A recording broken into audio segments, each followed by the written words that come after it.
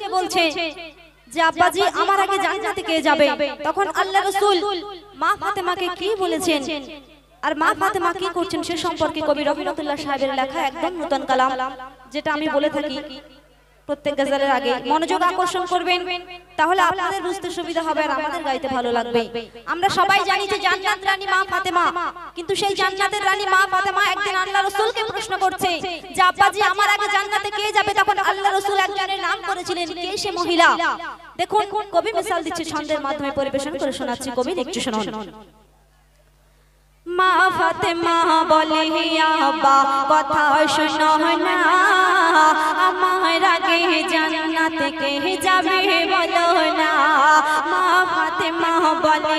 আব্বা কথা শোনো না, আমার আগে জান্নাতে কে যাবে বলো না। নবী বলে মা কথা শোনো না, নবী বলে মা কথা শোনো না, তোমার আগে জান্নাতে মা যাবে একজনা। মা ফাতেমা বলে আব্বা কথা শোনো না,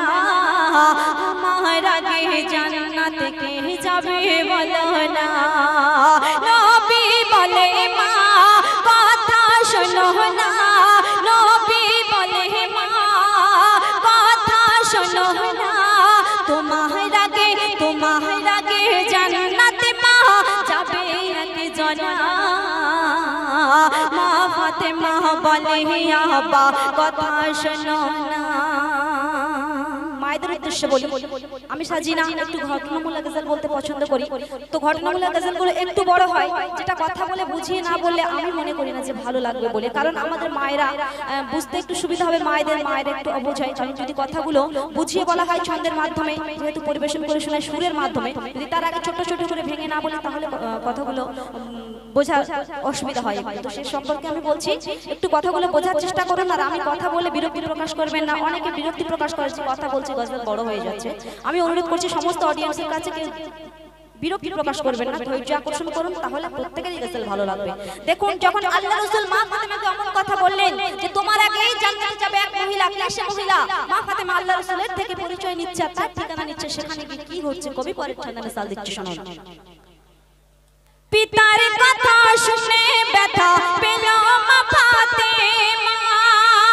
বলে সেই রমণী কোথায় থাকে, দাও না তাহার ঠিকানা। মা ফাতেমা বলছে পিতার কথা শুনে ব্যথা পেল মা ফাতেমা, বলে সেই রমণী কোথায় থাকে, দাও না তাহার ঠিকানা। সেই রমণী কোথায় থাকে, দাও না তাহার ঠিকানা। আল্লাহ রাসূল তখন কি বলছে, নবী বলে জঙ্গলেতে থাকে তারা দুজনা। মা ফাতেমা দেখিবে বলে হলো তখন রওনা, মা ফাতেমা দেখিবে বলে হলো তখন রওনা। গিয়ে বলে ফাতেমা দরজা খোলো না, গিয়ে বলে ফাতেমা দরজা খোলো না, তোমার সঙ্গে করব দেখা আমি ফাতেমা। মা ফাতেমা বলে আব্বা কথা শোনো না, আমার আগে জান্নাতে কে যাবে বলো না।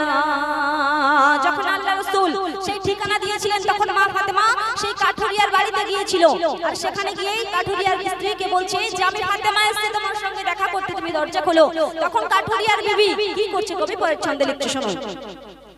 কাঠুরিয়ার বিবি বলে দরজায় আমি খুলব না, কেন স্বামীর হুকুম পাইনি আমি, ক্ষমা করো ফাতেমা। স্বামীর হুকুম পাইনি আমি, ক্ষমা করো ফাতেমা। ক্ষমা করো আমায় তুমি, ফিরে মাগো যাও না, কাল সকালে এলে মাগো শুনে মা ফাতেমা বলে ক্ষমা করো আমায় তুমি, ফিরে মাগো যাও না, স্বামীর হুকুম নিয়ে আমি তবে দেখা করব। শুনে মা ফাতেমা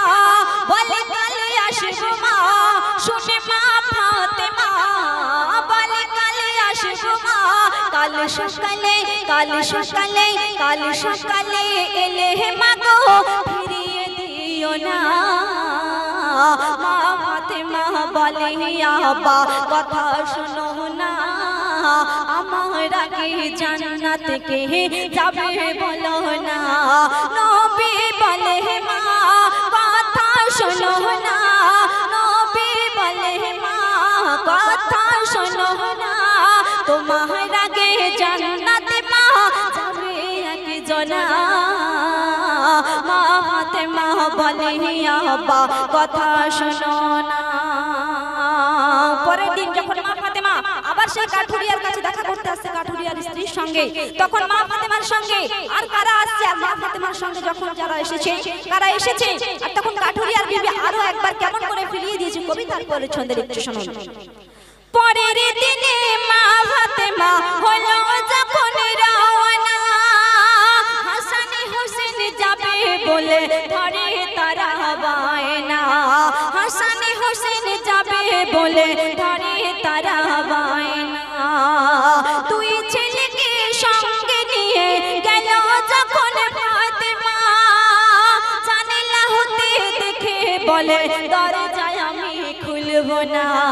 জানালা হতে দেখে বলে দরজায় আমি খুলব না কেন কাল ছিলি একজনা আজ এলে তিনজনা কাল ছিলি একজনা আজ এলে তিনজনা এই দুজনার হুকুম স্বামী দেয়নি ফাতেমা মা ফাতেমা বলে আব্বা কথা শোনো না আমার আগে জান্নাত কে যাবে বলো না যখন মা ফাতেমাকে এসে কাঠুরিয়ার স্ত্রী আরো একবার ফিরিয়ে দিল তখন যখন বাড়িতে কাঠুরিয়া এসেছে আর কাঠুরিয়াকে কেমন করে কাঠুরিয়ার স্ত্রী কি বলছে কবিতার পরে ছন্দে লিখতে শুনুন না কাঠুরিয়া স্ত্রীকে কি বলছে কবি লিখতে শুনুন কাঠুরিয়ার বিবি বলে ও গো স্বামী শোনো না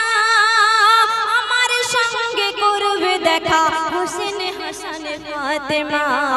আমার সঙ্গে করবে দেখা হোসেন হাসান ফাতেমা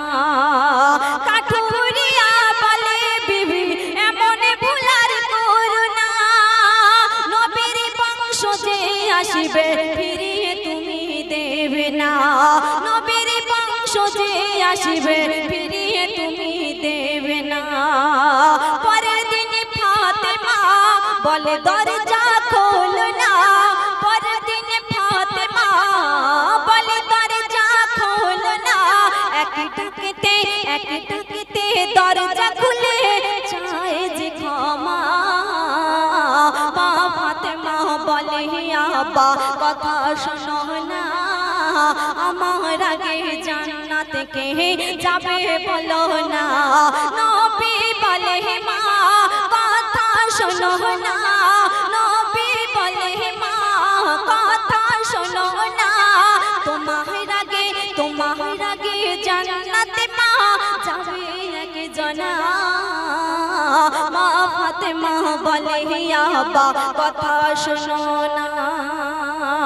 যখন দরজা খুলেছে কাঠুরিয়ার স্ত্রী আর ক্ষমা চাইছে মা ফাতেমার থেকে তারপরে ফাতেমা যখন সেই কাঠুরিয়ার স্ত্রীর সঙ্গে কথা বলছে যখন ভেতরে গেল ভেতরে গিয়ে কি দেখছে আর তখন মা ফাতেমা ভেবে নিয়েছিলেন যে কেন আব্বাজি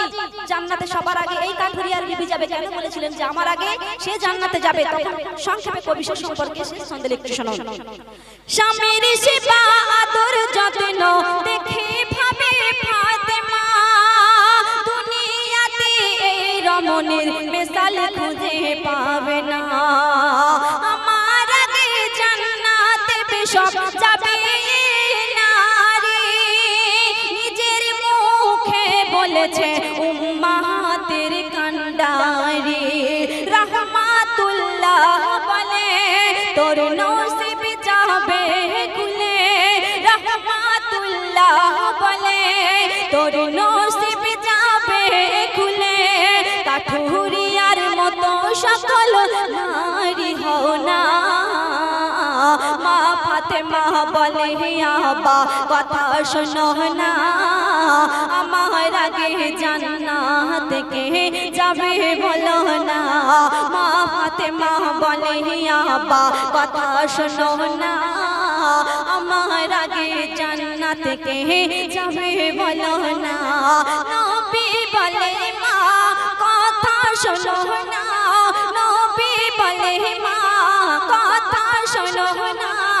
আমার আগে তোমার আগে জান্নাতে মা যাবে একজনা মা ফাতেমা বলে আবা কথা শোনো না মা ফাতেমা বলে আবা কথা শোনো না। মাশাআল্লাহ, অসংখ্য ধন্যবাদ।